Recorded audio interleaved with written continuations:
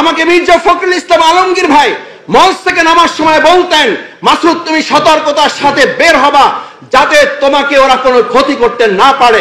আমি এটা আমার কথা বলছি এই কারণে নয় যে আমার 3 বার যখন জেল থেকে বের করে আমাদেরকে আবার হাত পা বেঁধে ফেলে রাখা হতো, 7 দিন 5 দিন 9 দিন 10 দিন পরে আমাদেরকে আবার কোর্টে চালান দেওয়া হতো। হাস্যকর মনে হতো, বলতো যে গতকাল রাতে রামপুরা ব্রিজ থেকে তাকে গ্রেফতার করা হয়েছে।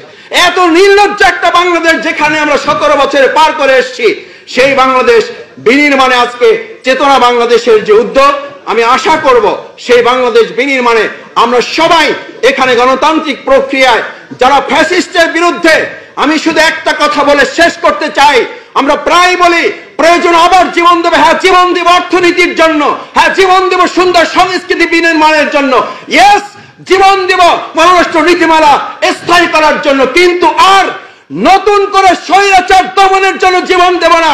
এমন একটা রাষ্ট্র বিনির্মাণ করব যেখানে আর কোন স্বৈরাচারী জন্ম নেওয়ার মাথা উঁচু করে দাঁড়াবার ঘোষণা দিতে পারবে না।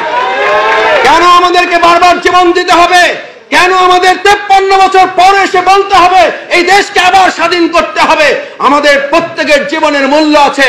সুতরাং আসুন চেতনা বাংলাদেশের বাংলাদেশ জামাত ইসলামী সেরকম একটি রাষ্ট্র বিনির্মাণ করতে চায় যেই দেশে আর ফ্যাসিস্ট স্বৈরাচারী কোন মানুষ, কোন সরকার, কোন ব্যক্তি, কোন গোষ্ঠী আগামী দিন আর মাথা উঁচু করে দাঁড়াতে পারবে না।